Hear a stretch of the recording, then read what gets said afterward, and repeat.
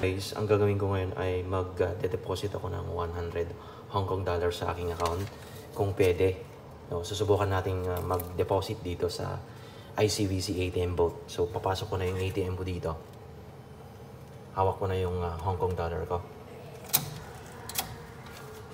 At ang gagawin ko ngayon ay ipapasok ko yung 100 Hong Kong dito kung pwede. Then deposit service, nandito yung deposit service. I-click mo lang to. Then this machine only accept Hong Kong dollar and CNI deposit this moment. Then deposit natin. Yan, pinasok pa na yung 100. Then mamaya mag-ano tayo, mag-check balance. Complete, i-complete mo lang siya. So complete natin. Say 100 Hong Kong dollar lang ipapasok ko dito. Complete natin. So mayroon siyang exchange rate. Ini-exchange niya yung ano mo.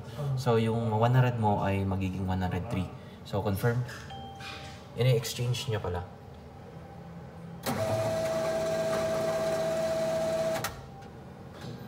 So 103. Pwede kang mag-exchange pala dito. So first time ko kasi mag-deposit ng 100. Then kunin mo na yung payslip dito. So yun. At nakapag-deposit tayo ng 100 Hong Kong dollar. So susunod dito ay mag-check balance ako.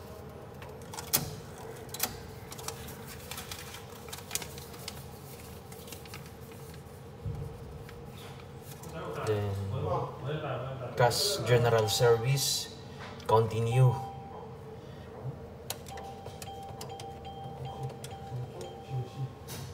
Then balance inquiry.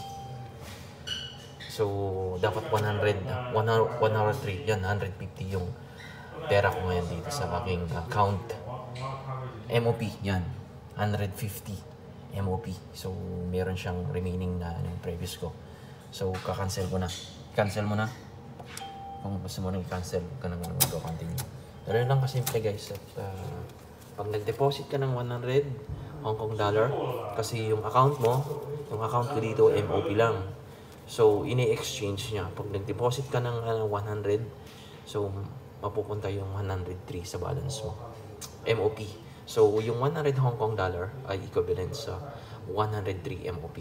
Ganun lang kasimple dito sa ICBC guys. At hindi ka na pwedeng magpupunta sa mga exchange rate, kundi dito ka na mag-exchange sa inyong account. Salamat guys, at don't forget to subscribe to my YouTube channel. Thank you.